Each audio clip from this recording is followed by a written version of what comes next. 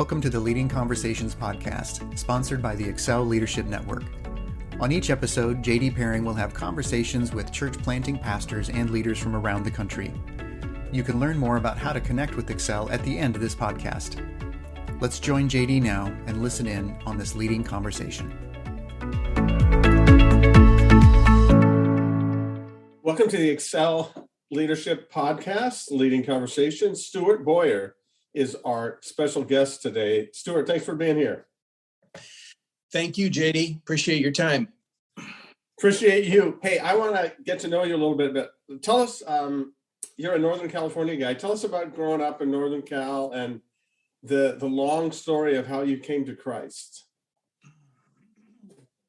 Yeah, so I grew up in a small town called Knights Ferry, which is about an hour just west of Yosemite. It's a town of about 300 people, where there were 3 bars and 3 gun stores. And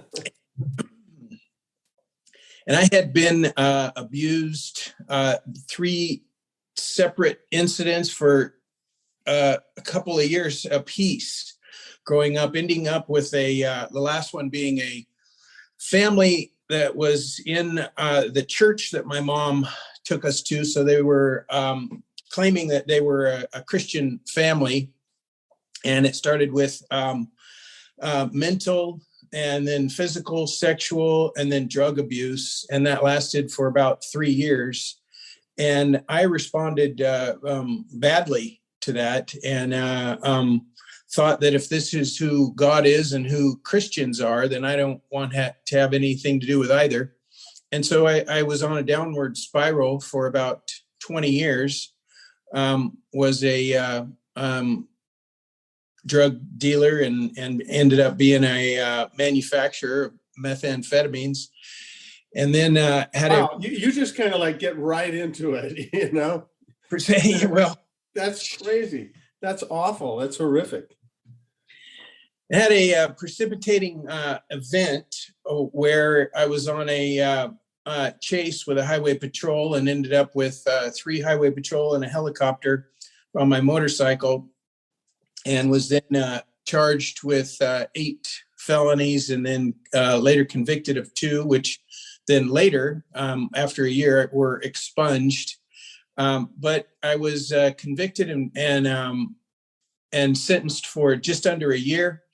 And after about the first month in, I decided when I was doing the time that I wouldn't go in and do any drugs or sell any drugs, because that's an active part of jail or prison, if anybody's aware of that. But there's a lot of drugs and all that scene. But this time I decided I wouldn't. And I was actually worried about other crimes catching up to me while I was in prison, because they were the law enforcement was pretty angry about the way my conviction happened, because the guy who was chasing me was on his last day of work before retirement, and I guess he was pretty frightened about the whole scene. So they wanted to take it out on me. They wanted to triple strike me and all of that, but that didn't happen. And so anyway, I was concerned about getting charged while I was in there, so I didn't do any drugs. And a couple of weeks in, I received a vision from the Lord in the evening while I was laying on my cot. And it took me back to all those years before when the abuse had started. And God reminded me of maybe a half a dozen or more people that shared the gospel with me. And he would take me to the story, and I would remember explicitly what happened. And then he said, but you could have received me then, but did not. Here's what your life would have looked like, but here's what it did look like. So he showed me each time how if I would have turned from him then, here's what my life would have became, but here's what happened. And then he took me to the next time and the next time and the next time when somebody shared the gospel to me, and each time how I refused. And finally, he said, if you want my help, you need to ask. And now this was hugely significant. I later began to understand that I had, although not knowing it, bought into what is called deism, or the clockmaker God. whereas God created the world and all that's in it, but he has chosen some for heaven and others for hell, and he is not intentional or personally involved in anybody's lives. And so he's a God that doesn't really love and is not motivated by care, concern, or personality. And so God was showing me through that vision that all the way along, I had a choice, because I kept telling myself, I kept believing a lie that I didn't have a choice, that God didn't love me, that he wasn't intervening in my life. And that's why all this bad was happening. So he dispelled all of that in one simple vision. And I did, get saved. Then 6 months later, got connected to a church. The pastor, right away, within a month, invited me to begin a small group, lead a small group. So I started leading a small group. About a year later, I went to Calvary Chapel Bible College. I spent a year in the Murrieta campus. And then the next year I was in Austria. And then after that, Cape Town, South Africa, where I spent my last semester and helped plant Calvary Chapel, Cape Town. Came back, spent another year building stairs, and then moved to San Diego, California, where I was a pastor with Horizon Christian Fellowship in San Diego, and then later in the assistant pastor for Horizon Valley Center, which is where we live now, Valley Center. I later moved to Polson, Montana, spent 6 years there. My wife followed me a year after. Because she wasn't my wife. And then she came up, we got married, and so we spent 6 years in Polson, Montana. Then my dad got sick with esophagus cancer. So we tried to get as close to him to help him as possible. So we moved over to Renton, Washington, which really put us within a couple hours because of the flights that go out to California. We were there just over a year, and then moved back to Lewistown, Montana. And we're there about 3 years, and then moved to Medford, Oregon, where I was the chief academic officer of Pacific Bible College, and just finished up that season the beginning of this year. And we moved back down due to a death in my wife's family, which really was the beginnings of us desiring to plant a church here in Valley Center. That's an incredible story. Let me back up a little bit. You're in prison. And so did you just pray a prayer of commitment there? Was there somebody else there leading you through this, or was it? No, there was no one, and there was no prayer. So, but yes, I'm sure I'm saved. Okay. So talk about your call to ministry. Was that just part of it?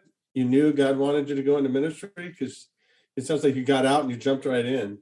I did jump right in, and that's what really started the whole thing. Is that I got into a church, and I started realizing I read the Bible twice before I read any supplement books, so nothing on Christianity and no commentaries or anything. And I think that really helped a lot. But through that period of reading the Bible and then partnering in that church, and then him asking me to start leading a small group, I was beginning to realize that, although I had illicit leadership skills before, that God had given me leadership skills for good.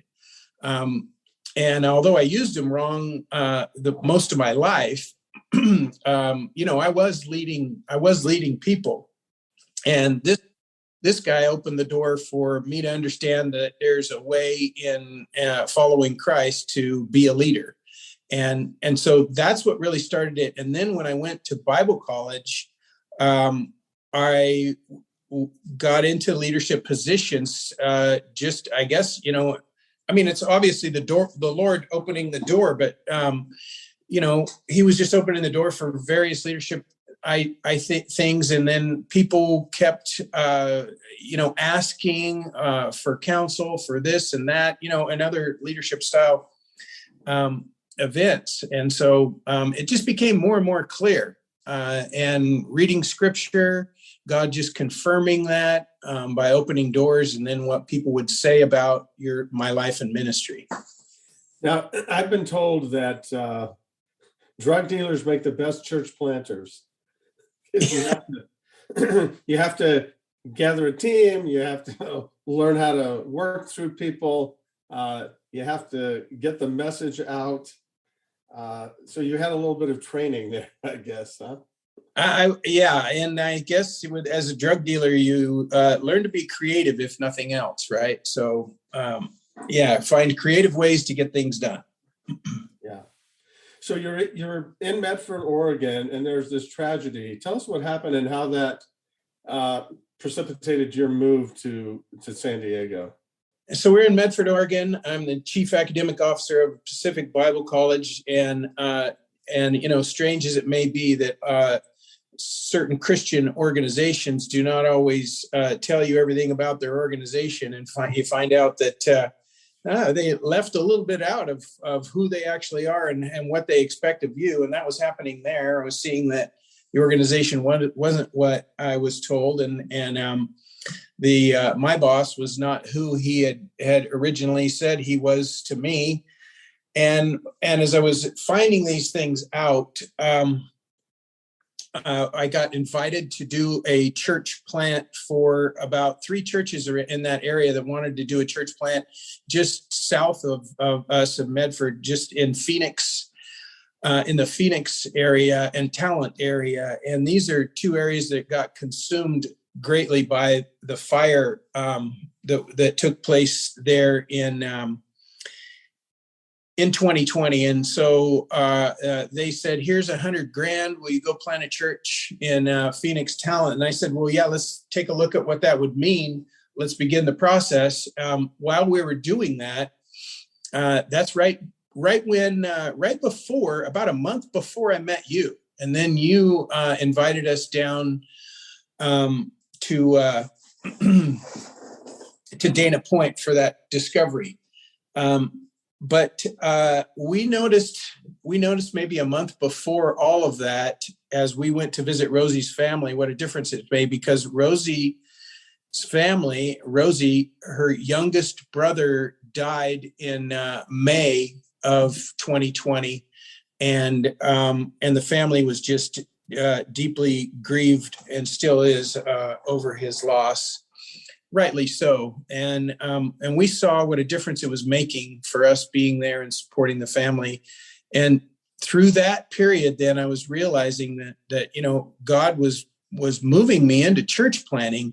I just had the wrong area of focus, that it was likely in Southern California where God was going to have me plant a church. And so with all of that, we realized, this was really what God was doing. So we moved down to Valley Center and are focusing on planting a church here in Valley Center, California. Well, thank you for following the call of God and ministering to your family. That's a huge step, because you didn't just move down into a nice 4-bedroom, 3-bath mansion. You guys are basically starting from scratch, aren't you? No, that was the choice. Somebody said, hey, we've got a 6-bedroom home that's vacant. Would you like to have that? And we said, no, we're going to actually move into her parents' garage that doesn't have a bathroom or kitchen. So, no, all kidding aside, that is what we did. We moved. I was wondering, hey, where's that 6-bedroom house now? Why are you not there? Yeah, that was just a figment of my imagination, maybe a dream I had at once. But no, we moved down to her mom and stepdad's house, and they had a garage that they've made into a room, and so it's a decent sized room, but there's no bathroom, no kitchen, nothing like that. So there's 6 of us staying in that room, and we've been there since about April. How have you been able to handle that? I mean, just living with my in-laws, I can't even fathom. You know what? I'll tell you what, it would have been an unfathomable struggle for me, I think, a couple of years ago, and maybe earlier than that. But all that the Lord was doing in our lives. We had owned a home in Montana in 10 acres, and it was a fabulous place. And there was, just a lot of destructive things that went on in this church that we were a part of there. We found out that they'd been having roast pastor literally for 40 years. They did this. They kicked out the founding pastor of the church after about a year after he founded the church, and they did that to every pastor following. And I had conversations, interviews, if you want, with these guys to hear their stories of what the church did, and I related those even to the district superintendent, but they decided that I was the one to go rather than to have to reboot the church. But nevertheless, that was part of really what happened, is that God was showing me that it's not so much about the conditions of where you're living. It's about, yourself and you dealing with whatever it is that God's brought forth. So in a real sense, I think God was training me, teaching me, even as Paul, the apostle, said in Philippians 4, that he has learned to be content in all things, right? He's learned it through loss, and he's learned it through abundance. And I think that's really what he showed me, is that we had some nice homes. I mean, we had a nice home in Montana, and then we went to Medford. We had 2 different homes that were very nice. And we chose to leave those to bring comfort and encouragement to the family, and then to plant this church. And I got into that one room home, if you will call it, with our family of 6, and honestly had been more content there than I was in a lot of the past areas. So it's only a work of God. There's nothing, that I could do to get to that place. And I think if I had, then, it wouldn't have worked out the same, right? But yeah, it's an amazing thing, just finding that contentment in it. Now, it doesn't mean that I don't want to, have my own place again and all that.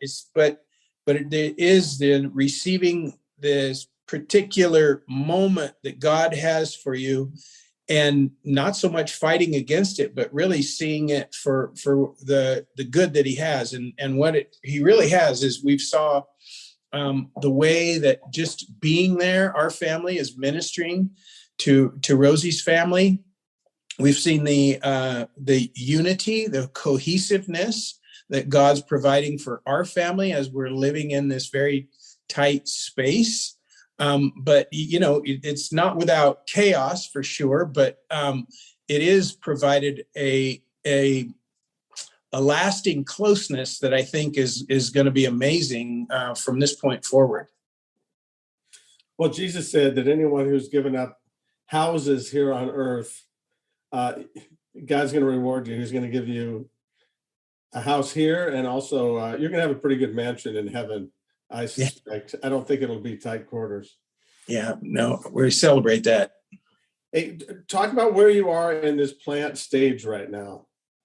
So to be sure, we're not as far along as we wanted, but not to try and over spiritualize or anything, but I think we are right where God wants us to be, honestly. I mean, I don't think we've slacked off or anything. It's just that, we were with 3 organizations that were, just had toxic leadership. Unfortunately, that's the reality. And unfortunately, many people have experienced this before, but it is true that, there are organizations that do not portray themselves the way that they actually are. When this happened in Renton, we were with an organization that told me I would receive a certain pay that I didn't receive until 6 months prior, and I had to fight to get it. They didn't tell me about some of the deep sin within their own leadership, the fact that they had leaders and elders that were not even born again, that were in a aberrant lifestyle, and all kinds of things. And then that happened again in Lewistown, as I mentioned earlier. There was a team there that two families that would actually start a gossip and campaign against the pastor until that pastor was removed. They would spend hours and hours on each person in the church until they were convinced that the pastor had to go. I mean, it was just a horrible scene. And what they did to our family, my family, and watch that. I mean, it was horrific. And then again in Medford, to have I was there. I was told I had a 5 full-time staff when I did place. 2 weeks later, the staff was reduced to 3, and those were only part-time, and those were not under my organizational bubble, right? So I didn't have any help with that. And because the 2 other staff that were fired directly after I was brought on board, my plate became much fuller, right? So I had to take on actually 2 other full-time roles additional to what I had agreed to. So that's just a little bit about what happened there, and what the need became for me then in planting was first healing, right? And we know that God allows difficulty in our lives only to provide abundance, and He allows the hurting in our lives only so that we can be better healed. And that's what was really going on with the delays. I was moving forward with certain elements of the church plant, and then all of a sudden there would be a pause, and this pause would be something that was on somebody else's end, and I wouldn't be able to move forward without it. But what God was doing in the meantime is He was showing me that there was this thing that needed healing in my heart and in my life. And so the delay happened, but what came out of it was just was good and glorious, really. I mean, I just feel